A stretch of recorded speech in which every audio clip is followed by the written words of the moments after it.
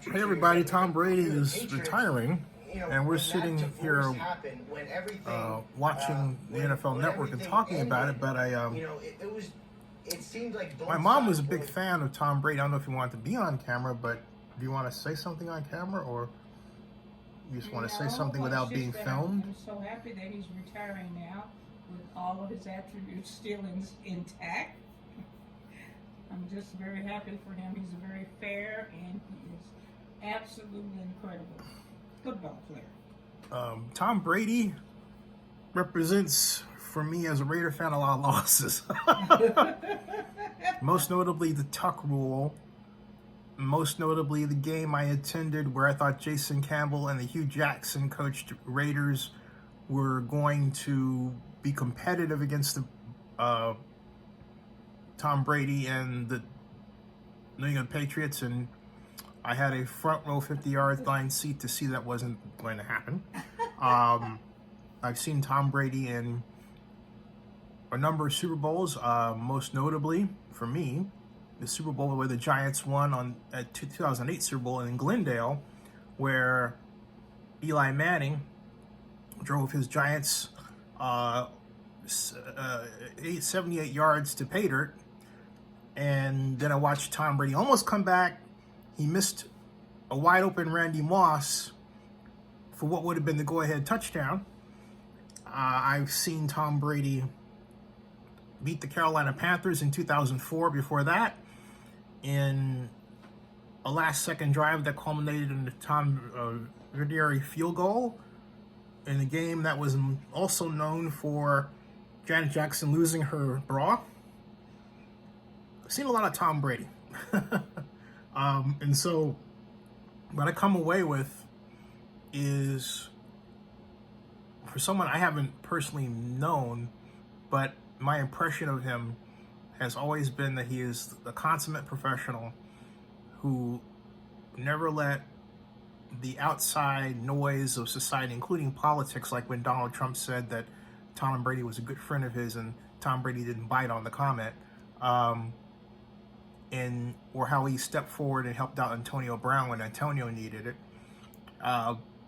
or how he just simply went away from the Patriots, and really in the process of going away from the Patriots proved that a lot of the success there was indeed done by him, because all you have to do is look at Josh McDaniels and the Patriots record after Brady. They didn't sustain that success. Whereas with Brady, they were twice the offensive leaders in the National Football League when Josh McDaniels was the offensive coordinator, and only twice were they out of the top 10 offensively when Tom Brady was the quarterback and Josh McDaniels was the offensive coordinator.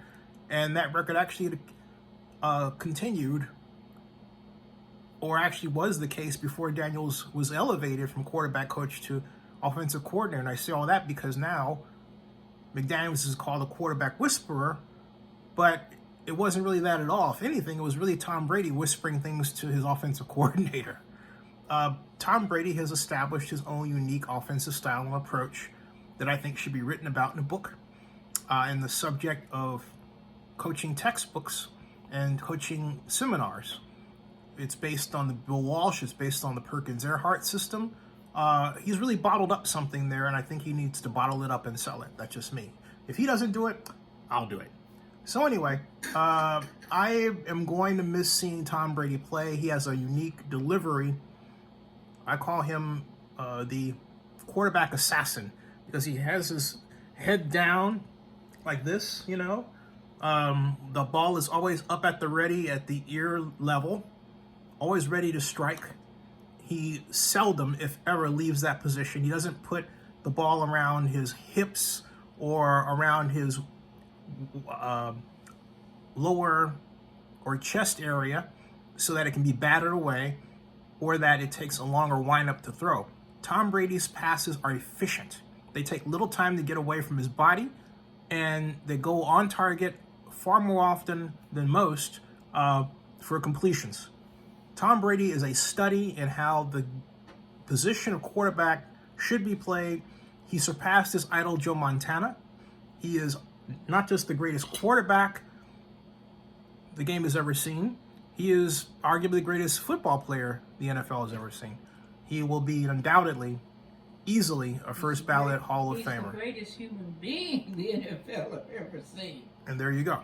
So more about Tom Brady. I'm going to go live. Also at 5:30 Eastern, Jared Bell, my friend who's with USA Today, is coming on the show to talk. We're going to talk at first about, and we are going to talk about media bias against black quarterbacks, and we are, but we're going to say some words about Tom Brady too.